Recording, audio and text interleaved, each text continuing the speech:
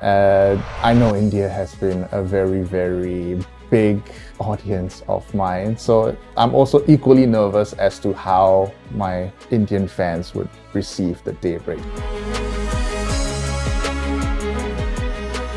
Okay, Crinacle, thank you so much for joining us this afternoon. It's such a pleasure to have you on call along with us. And, we've known each other for many, many years now, and it's our opportunity to finally say Namaste, Crinacle, on our YouTube channel. Oh, thank you. The pleasure is all mine. To the world, you are, of course, Crinacle, and to the world, we see you guys on YouTube all the time.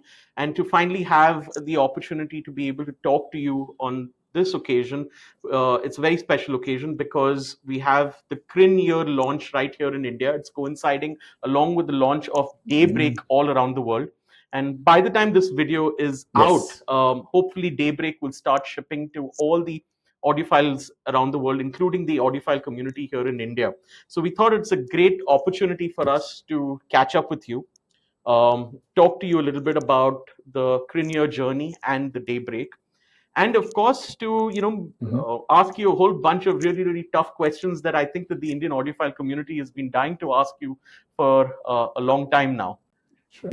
Absolutely. Shoot away. Okay, so we're both wearing the brand new Crinear Daybreak, and I just got my hands on these earlier today, and it's of course a phenomenal IEM, and it, as an IEM itself, it's something that should easily be a showstopper for anybody who's had the chance to hear them out. They're incredibly comfortable. They sound phenomenal. But for me, more than anything else, we've known each other for such a long time. And we've sold so many Crinacle collaborations here in India. They're incredibly popular.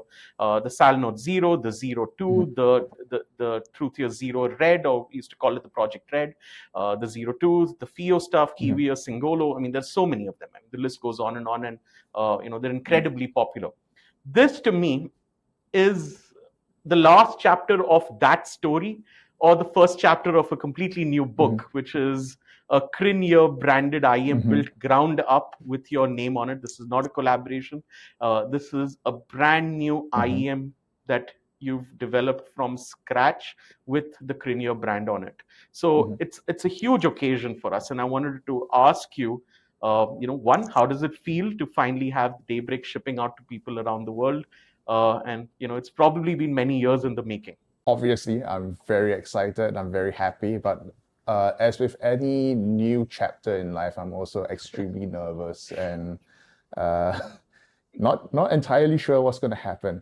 But yeah, absolutely, Crinear is the newest chapter in like the Crinacle brand or the Crinear brand, and the control that this kind of products offer is something that I guess I've never really appreciated until I finally got into it, because collaborations are always a thing where I was always in the backseat, regardless of whether or not my name is on the box, whether people like to consider those products truly mine. I was still always in like the passenger seat. The brands are always the one that take charge. They do the packaging, they do the design language. I have to follow their direction as opposed to making my own. So as you can see with the Crinear, both in the project matters as well as in the Daybreak, I have a very specific design language that I like to have in all of my stuff. And on top of that, of course, when it comes to the tuning, there's also a very specific house sound. I don't shy away from that. And all of this just, finally, it's like the culmination of everything. Now I have something that is mine and something that I can show to the world that is well and truly Crinacle. To me, the landmark was the Project Red, because that was the one product that when I heard it, I was instantly blown away by what was possible in a budget segment, right? And Truthier, of course, did a great job with it, and it's still a very, very popular IEM. And were each of these collaborations, were there lessons that you think helped you create Crinear today?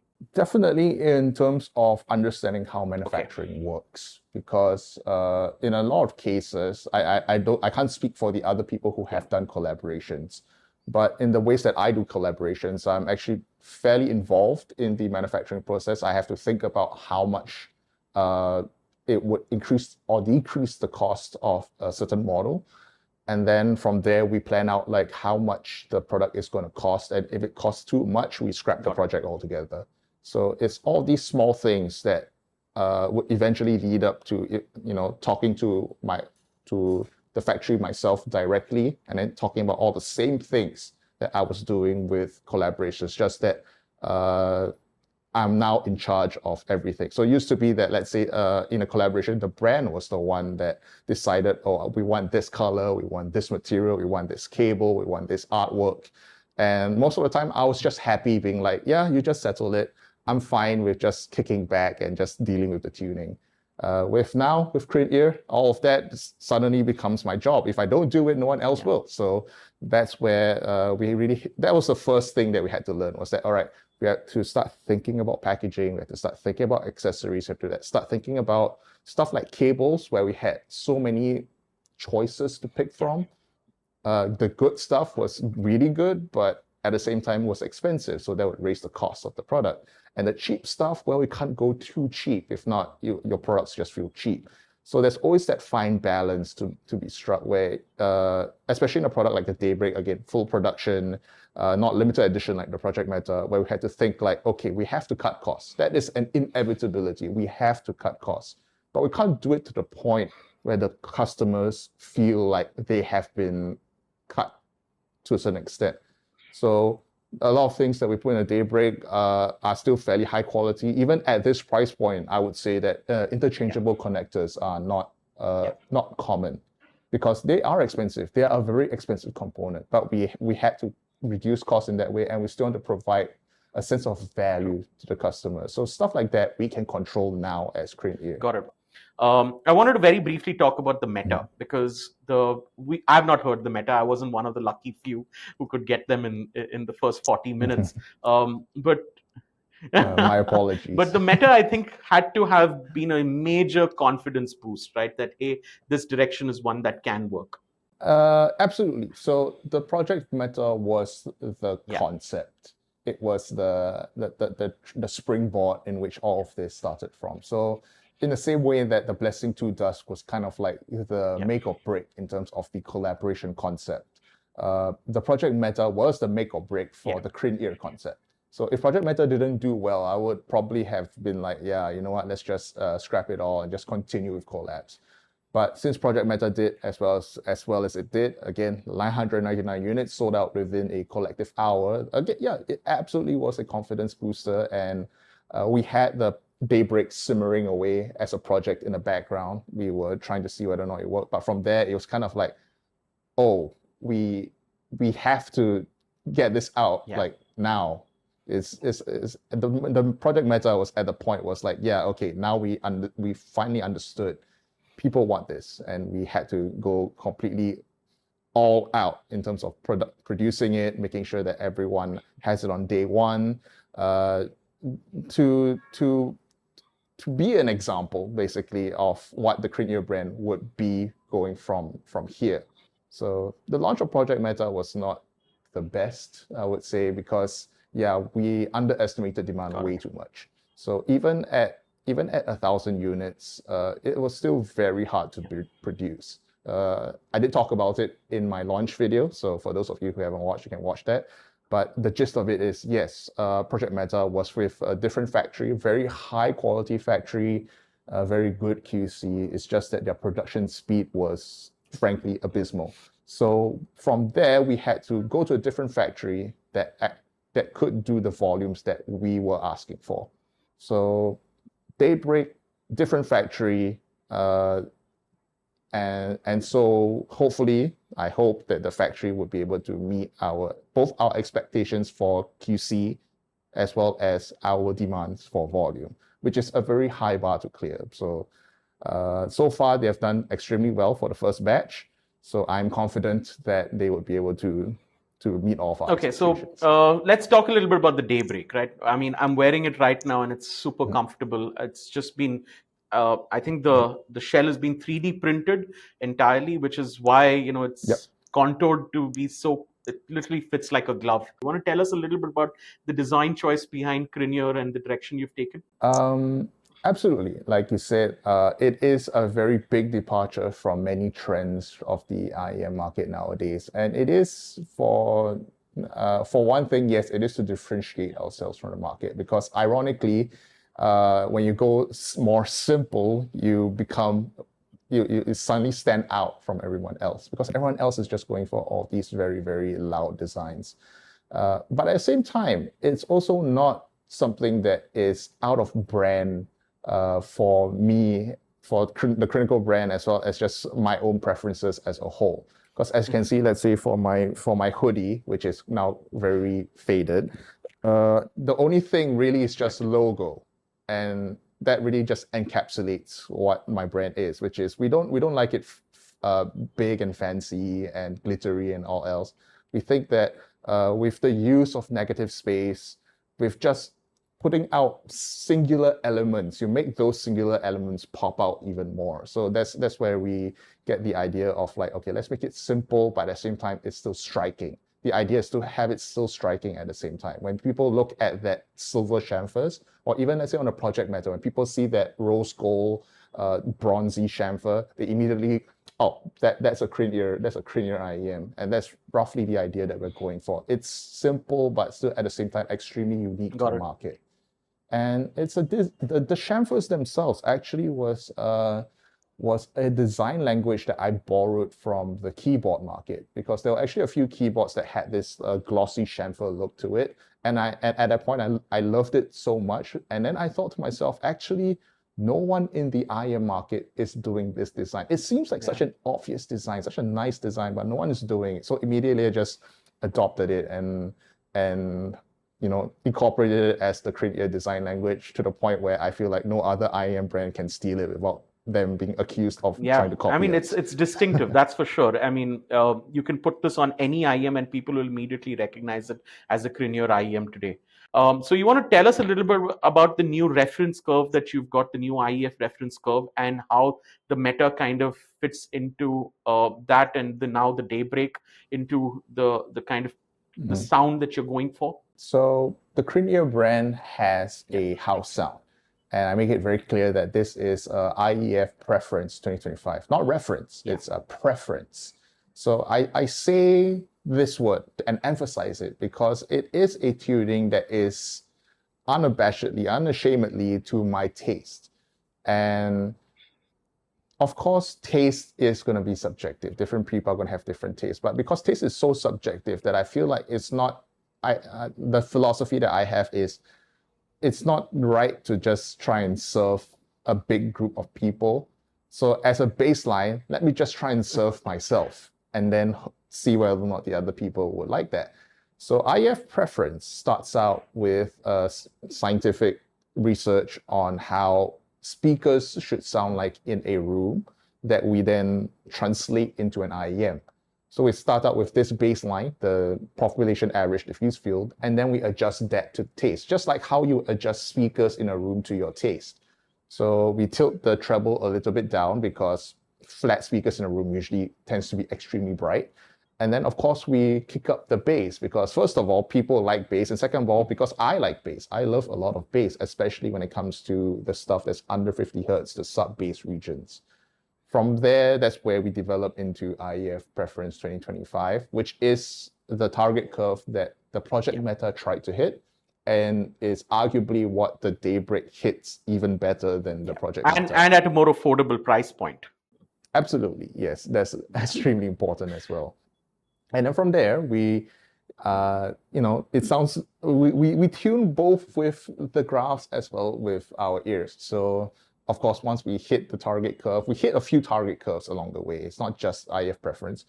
And then after we hit a few curves, we listen for a while, and then we determine whether or not it's good enough for prime time.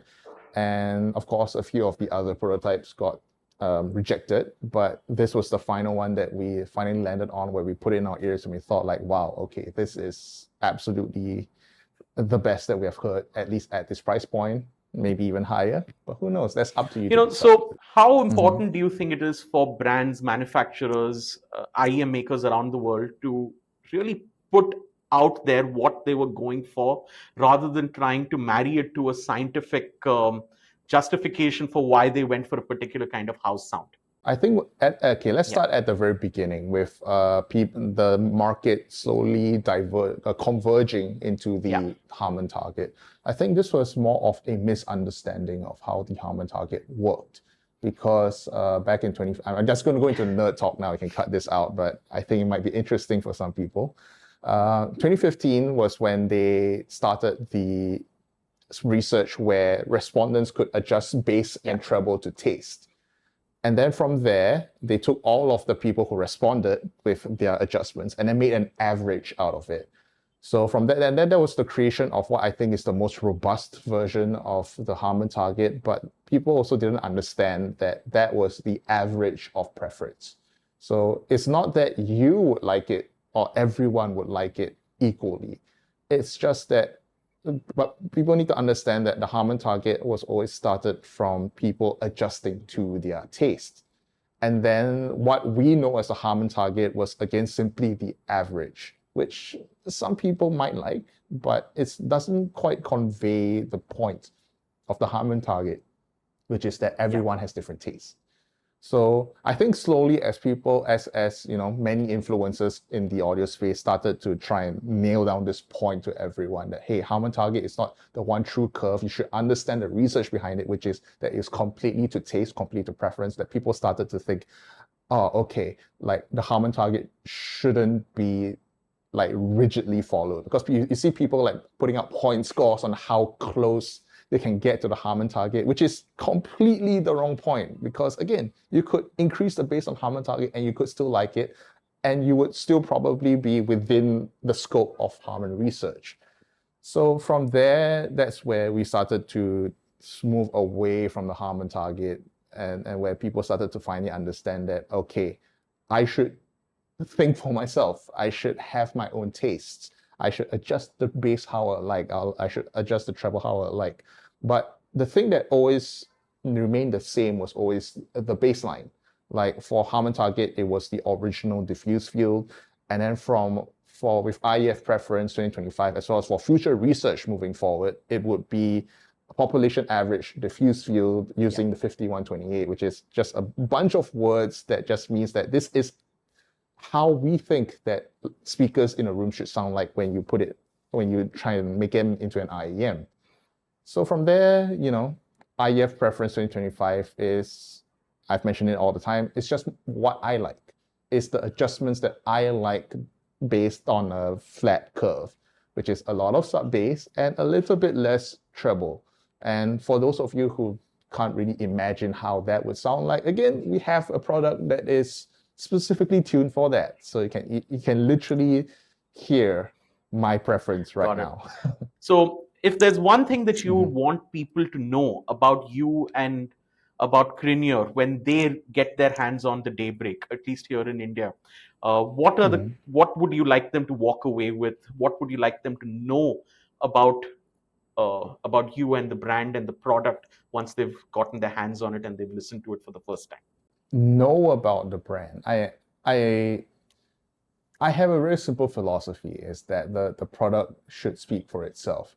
I don't need to be the one to tell you about the brand story, the brand product and everything, unless of course you're a very hardcore fan. But at the end of the day, all of these things are quite frankly irrelevant, right? Good product is good product.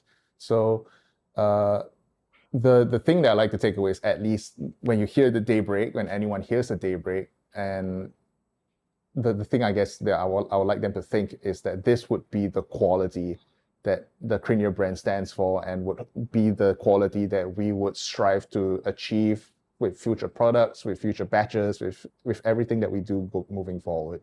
And so then, do you imagine at some point in time in the foreseeable future an even more affordable product from Crinear that maybe is more accessible to more people in the Indian audiophile community? No, absolutely. Like I said, we started out with the Project Meta, $250. We're moving down to the Daybreak, $169, and that is the direction that we are moving towards. Keep going lower and lower and lower, at least for the production models. For limited edition projects that we are going to be pushing out in the future. Some of them would be higher priced, but that's also kind of the point. We want to do a bit of wild and wacky stuff or things that never have been done before, and that's why they would be expensive. But for the production level stuff, absolutely, we are trying to go lower and lower and lower, and to a point where we hope that we can even enter the zero price brackets Got as it. well. That would be an amazing achievement for us here. All right. With that, quick message to everybody who's watching this video. By the time you see this video, the Crinear Daybreak should be shipping out to everybody around the world, including everyone here in India. And we'd love for you guys to be able to get your hands on this and try it out for yourself. It's probably going to be an absolute banger of an IEM, because from the price, what it represents is phenomenal value for money. And I'm pretty confident that most people who are going to be listening to it will have only the most amazing things to say about it. So a quick message to all your fans here in India before we say bye. I've always loved India. I want to visit someday as well. I know India has been a very, very big audience of mine. So as much as the global launch has been nervous, I'm also equally nervous as to how my Indian fans would receive the Daybreak. So I hope you guys would give me a chance, as you have always done with my previous products. And I do hope that you love the Daybreak. All right. Thank you so much, everybody. I really appreciate this, Crinacle. Thank you so much, man. Okay. Thanks, Raghav.